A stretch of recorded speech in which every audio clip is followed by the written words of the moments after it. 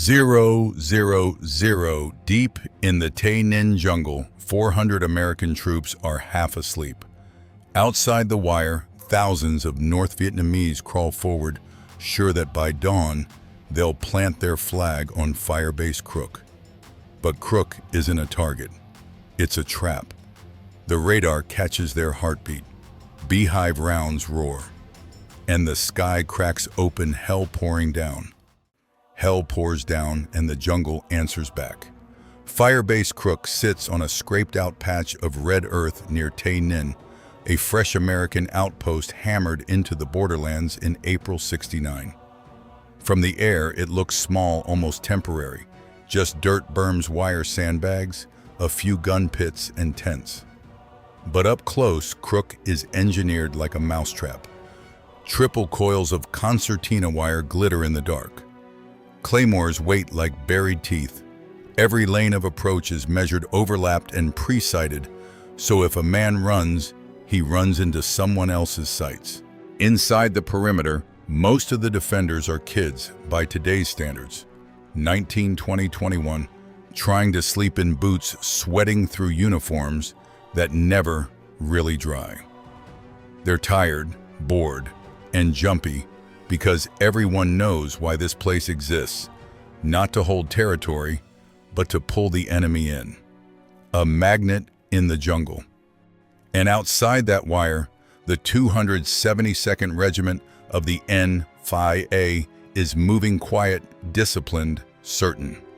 They've hit fire bases before.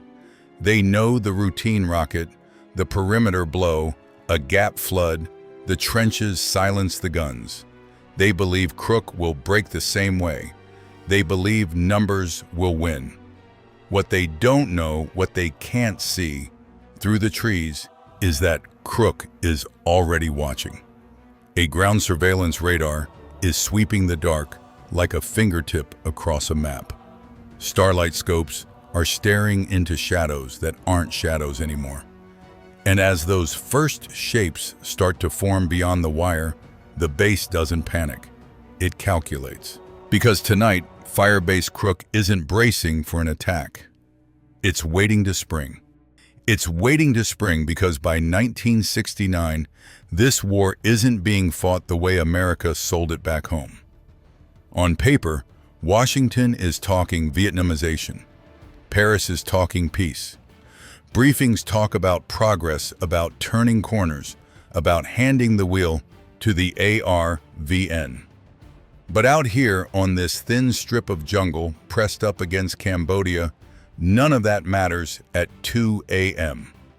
Out here, the war has evolved into something colder, more mathematical.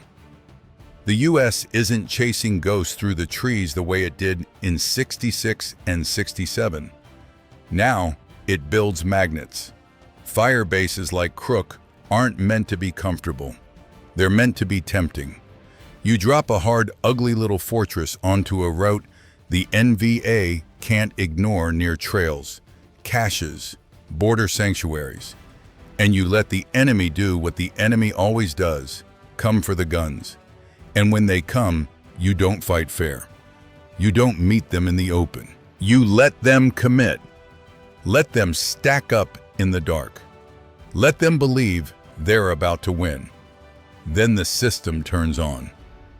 Because Crook isn't just a ring of sandbags, it's the trigger for an entire kill chain, pre-registered, artillery overlapping, machine guns flare, ships, gunships, and air on call.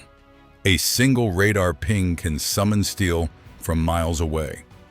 A single breach can become a funnel wire mines, claymores, designed to turn courage into catastrophe. The 272nd thinks this is another Firebase raid. They don't realize they're stepping into a new kind of battlefield, one built to lure them in and erase them. They're stepping into a new kind of battlefield, one built to lure them in and erase them. So zoom out. Forget the berm for a second. Look northwest of Saigon and you hit Tay Ninh, flat, brutal, and boxed in by Cambodia on 3 sides. The border juts like a crooked hook, the parrot's beak, and beyond it sits a sanctuary the Americans can't just march into whenever they want. For years, the NVA used that Cambodian shadow, like a backstage door, stockpiling rice and ammo resting, drilling, then slipping east straight through Tay Ninh toward the capital. Control Tay Ninh, and you're holding a dagger at Saigon's throat.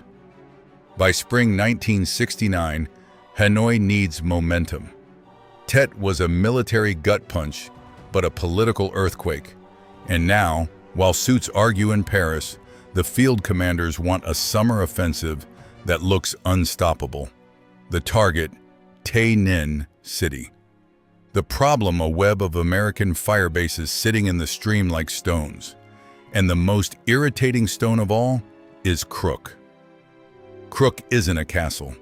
It's a fresh scar built in April 1969, barely 2 months old, parked about 18 kilometers northwest of Tay Ninh City, uncomfortably close to the Cambodian line.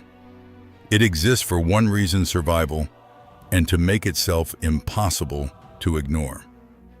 The men of 3rd Battalion 22nd Infantry, the regulars, dug it in under Lieutenant Colonel Robert B. Carmichael A. Pro, who knew exactly what route he was sitting on. Because inside Crook's center, like a beating heart, sat a battery of 105mm howitzers, range 11 kilometers, every trail bunker line and crossing inside that circle could be turned into a crater on command. For the NVA commanders across the border, that's not just a threat, it's an insult. And insults in war get answered. And insults in war get answered unless the insult is actually a setup. Because Crook's real strength isn't the guns you can see, it's the architecture of refusal built around them. The base is wrapped in layers like a nightmare onion berms of packed earth trenches, bunkers, and coils of concertina wire stacked so deep they look like a steel ocean under moonlight. Every gap is deliberate. Every open lane is a trap, pre-measured, pre-aimed, and cross-stitched with interlocking machine gun fire, so there's no safe sprint, no heroic dash, no almost made it. Then come the teeth. Claymore mines, quiet, patient, are angled toward the wire like shotguns buried in the dirt. Trip flares and flares overhead turn shadows into evidence. And behind it all sit those 105s, not just for distant targets, but loaded with something designed for a very personal kind of defense beehive, rounds the artillery equivalent of a giant angry scattergun. When those fire, the night doesn't just light up, it shreds. But here's the part the attackers can't truly prepare for, Crook can see. A ground surveillance radar sweeps the jungle floor, picking up movement long before human eyes can. Starlight scopes cut through darkness, turning the black tree line into a glowing map of shapes and heat. So while the 272nd crawls forward inch by inch, convinced they own the night, Crook is already tracking them like blips on a screen. Not guessing, not hoping, knowing. Inside the perimeter, the young infantrymen aren't calm because they're fearless. They're calm because the base has a rhythm, procedures drilled into muscle memory. When the radar whispers, movement phones light up. Sectors get called. Guns get walked onto pre-registered lines. The defenders don't need a speech. They need a signal. And out beyond the wire, as the first sapper teams reach for cutters and bangalores, they still believe this is a fire base they can crack. They don't realize they're about to hit a fortress that fights like a machine, cold fast and hungry for the moment the trap finally snaps shut. Because the moment the trap snaps shut, it doesn't sound like a battle. It sounds like the jungle itself getting torn open. Just after midnight on June 5, 1969, the radar starts painting the darkness with moving dots, steady, deliberate, too many to be animals. Out beyond the wire, the 272nd is already in position, stacked in the trees, waiting for the signal to hit. Inside Crook, men sit up in their bunks like they've been yanked by a string. No screaming, no chaos, just helmets on hands, on weapons, voices, low sectors called guns, aligned to lines they've rehearsed 100 times. Then the night detonates. Rockets and mortars slam into the perimeter, punching the berm, throwing dirt and shrapnel like confetti from hell. RPG flashes bloom at the tree line, quick, violent camera flashes followed by the unmistakable rush of sapper teams racing the wire with cutters and bangalores. This is the classic firebase play, blast a gap, flood. The breach silenced the guns, but Crook doesn't react. It executes. Machine guns rake the lanes in clean, practiced arcs. Claymores spit steel in flat, murderous sheets. And when the attackers bunch up, when courage and momentum compress into a single choke point, the 105's fire beehive. Not a boom, not a whistle, just a savage tearing roar as thousands of flechettes slice the air. Men go down so fast, the ones behind them don't understand why the breach suddenly becomes a wall of bodies. Overhead, the sky joins in. Flares pop and hang, turning the wire into a glowing circle and the tree line into a stage. Then comes the sound every infantryman remembers forever, the slow orbit of an AC-47. Spooky, a gunship tracing the perimeter like a shark. Red streams pour from its miniguns, stitching the darkness with continuous fire. It's not single shots. It's a chainsaw made of light. The assault doesn't stop immediately. It can't. Momentum orders pride. But every surge meets the same answer: wire mines interlocking, fire artillery bursting overhead, and that relentless red arc in the sky. By the time the horizon starts to pale, the 272nd isn't celebrating. They're trying to survive the walk back into the trees, while Firebase Crook is still wide awake, still counting, still waiting to see if the night will come again. The blips are receding, but nobody at Crook is celebrating. Dawn doesn't feel like victory. It feels like a pause between heartbeats. Within an hour, the sky starts to throb with rotors. Chinook's big twin rotor beasts push in like flying warehouses. They don't even land. They hover 10 feet off the ground, blasting the base with a hurricane of red dust, while crew chiefs kick pallets out the back, ramps, thud, artillery shells thud, rifle ammo, water rations. Men sprint with their heads down, dragging crates into bunkers like they're hauling lifelines off a sinking ship. Because that's what this is, now a race against nightfall. The adrenaline from the first assault has drained out, leaving hands shaking and eyes gritty. But the work doesn't stop. Rifles get stripped and cleaned until the metal shines. Burnt out M60 barrels get swapped. Claymores get rewired. New concertina wire gets strung to replace the sections blown open by bangalores. They're not repairing damage. They're rebuilding the kill zone, stronger, tighter, meaner.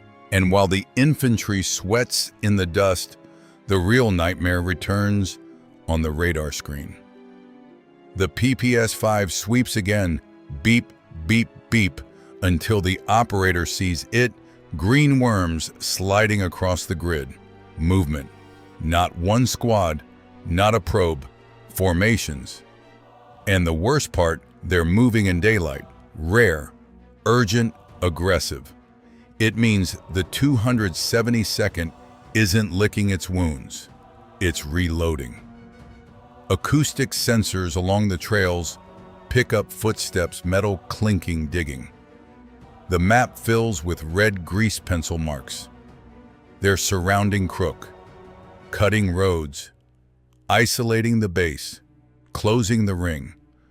Carmichael doesn't call for rescue. He calls for coordination like a man tightening a knot. Continuous H&I fires. Pre-plot the defensive concentrations. I want Spooky on station at sunset. And get me the Firefly. A helicopter with searchlights powerful enough to turn the jungle into a crime scene. Because tonight won't be anxiety. Tonight will be grim determination. The night will bring grim determination, and right on cue, the jungle delivers. As the sun sinks behind the dark line of trees, Firebase Crook tightens like a clenched fist. The heat fades, the insects rise, and the entire perimeter slips into that tense silence. Every infantryman recognizes the quiet that comes just before the shooting starts. Inside the wire, nobody pretends anymore. The men of the 3rd Battalion move through the routine with mechanical focus. Fresh belts of 7.62 are draped over sandbags. Claymores are checked again, front toward enemy. Radios crackle softly as artillery coordinates are confirmed.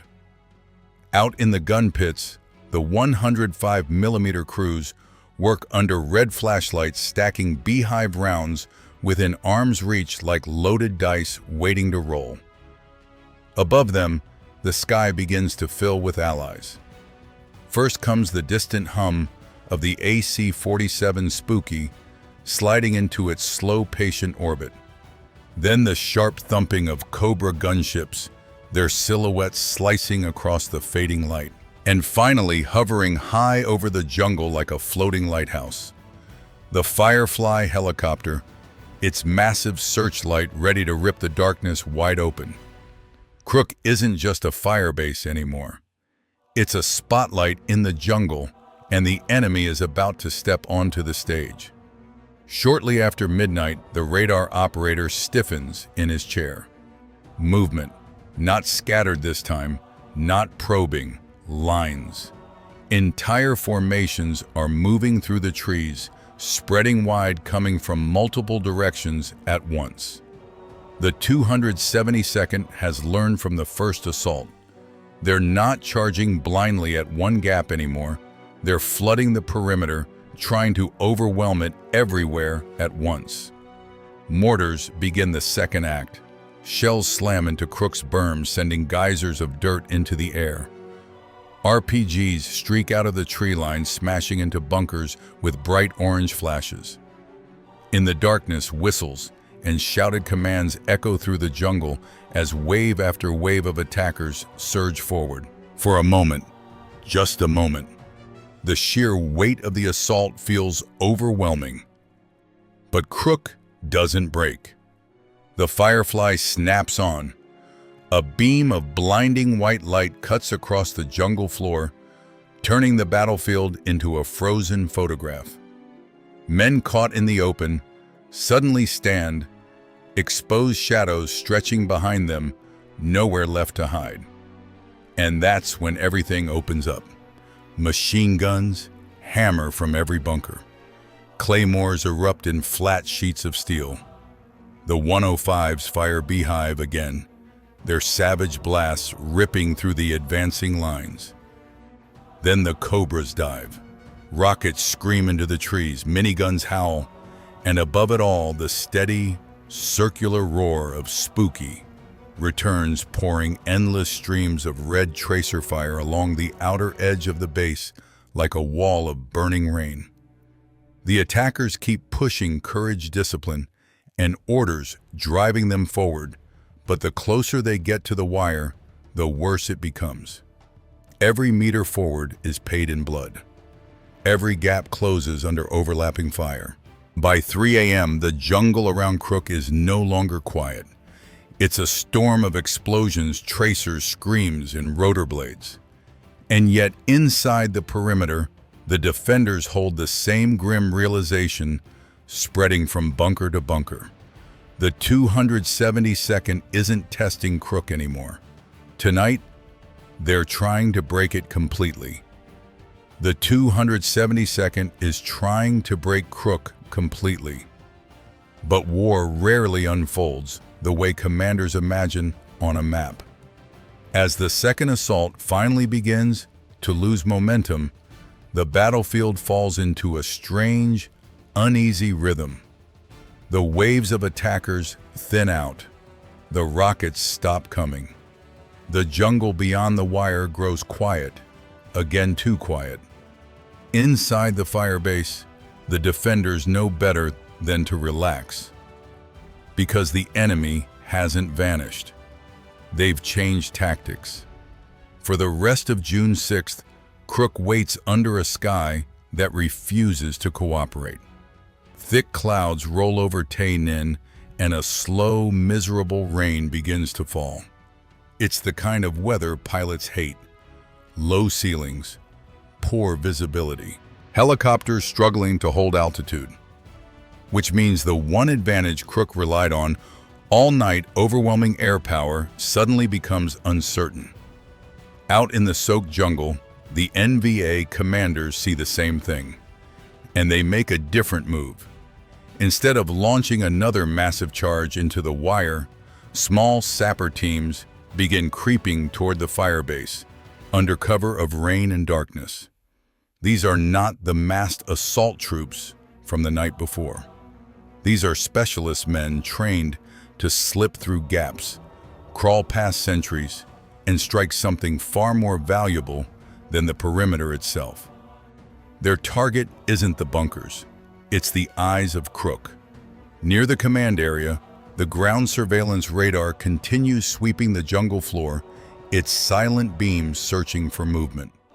As long as that radar lives, Crook can see every approach, every buildup, every attack forming miles away. So the sappers aim straight for it. Somewhere in the rain-soaked darkness, a shadow slips through the outer chaos of wire and shell holes. Another follows, then another. Inside the base, the night watch hears something, maybe a footstep, maybe just nerves. Then the explosion comes. A sharp blast tears through the darkness near the radar site, sending sparks and metal fragments into the air. For a moment, the electronic heartbeat of the base flatlines. The radar screen goes dark, and suddenly, Firebase Crook is fighting blind. Shouts echo through the command post. Men grab rifles and sprint toward the blast site. Flares pop overhead, bathing the base in harsh white light as figures scramble through mud and smoke. Somewhere out there, in the shadows between bunkers, the sapper team is still moving. Because after 2 nights of failed assaults, the 272nd has realized something important. If they can't smash Crook from the outside, maybe they can tear its eyes out from the inside. If they can't smash Crook from the outside, maybe they can tear its eyes out from the inside. For a few terrifying minutes, that plan almost works. The explosion near the radar site punches a hole in the night's fragile order. Sparks rain down over twisted metal. Radios burst alive with overlapping shouts, radar's down movement inside the wire, and suddenly, the fight is no longer out in the jungle. It's inside the firebase itself. Infantrymen scramble from bunkers, rifles, raised boots slipping in mud and loose dirt. Flares burst overhead, bathing Crook in a harsh white glare that turns every shadow into a possible enemy. Somewhere between the command post and the radar pit shapes are moving fast, low deliberate sappers. These aren't soldiers trying to storm a wall anymore. These are hunters inside the fence line. One of them darts between sandbags before a burst from an M16 rips through the darkness. Another tries to crawl toward a communications bunker, clutching explosives meant to silence Crook's radios for good. Machine guns swivel wildly as defenders try to track figures slipping through smoke and shattered equipment. For a few chaotic moments, the entire fire base feels like it might unravel from within. But Crook still has one advantage the attackers can't steal: numbers inside the wire. The defenders converge quickly: riflemen, artillery crews, radio operators, everyone grabbing a weapon and moving toward the blast site. A pair of flares hisses into the air, turning the radar pit into a glaring arena. Under that brutal light, the remaining sappers suddenly lose their greatest ally: darkness. Gunfire erupts from 3 directions. One sapper collapses beside the wrecked radar dish. Another tries to sprint toward the outer berm, but runs straight into a wall of rifle fire. Within minutes, the infiltration attempt collapses in a storm of bullets and shouted commands. The radar may be damaged, but the firebase still stands. By the time the last shots fade into the wet jungle night, the ground around the radar site is littered with torn equipment and the bodies of the men who tried to blind Crook. The defenders move cautiously through the wreckage, checking shadows, resetting claymores, restoring order piece by piece. Beyond the wire, the jungle has gone quiet again.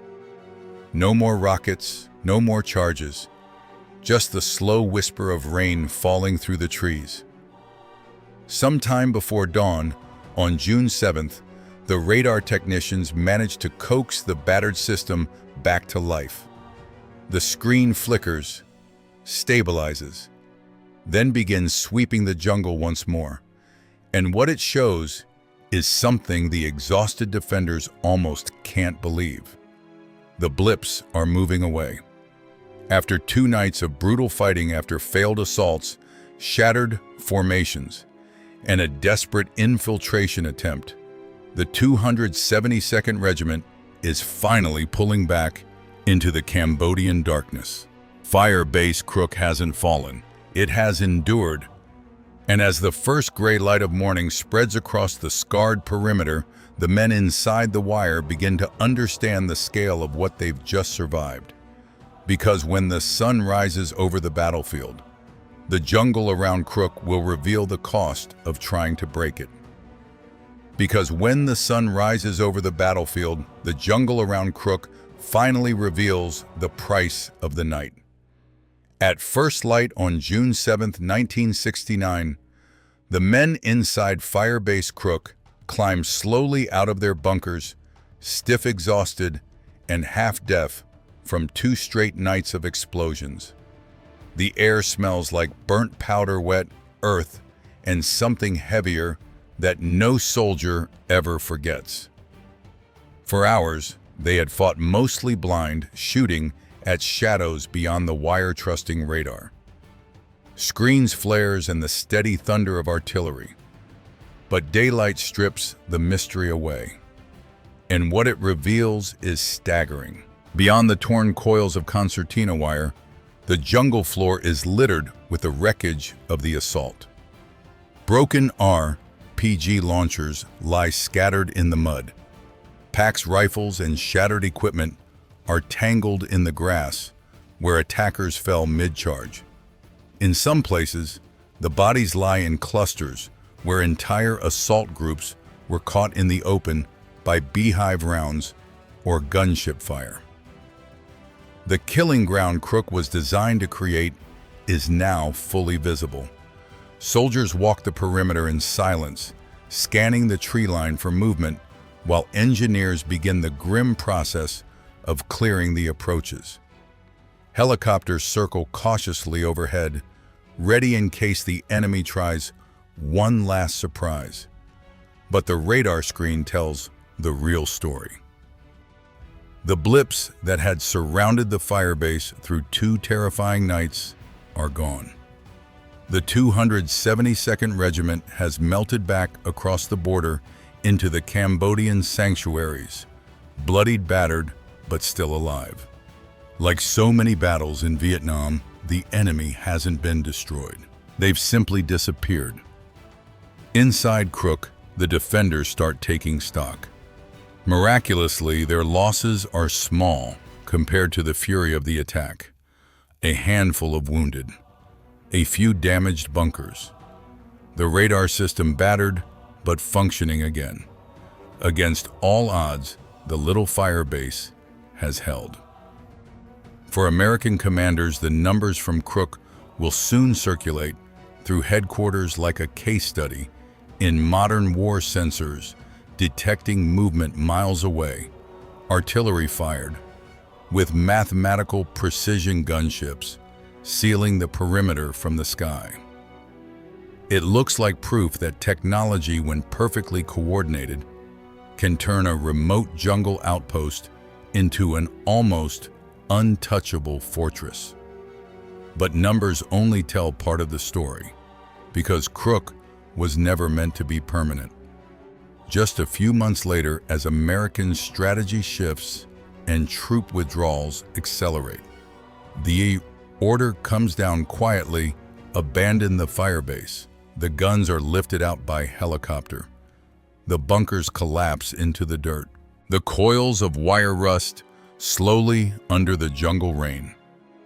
The place that once roared with artillery and gunship fire disappears back into the green.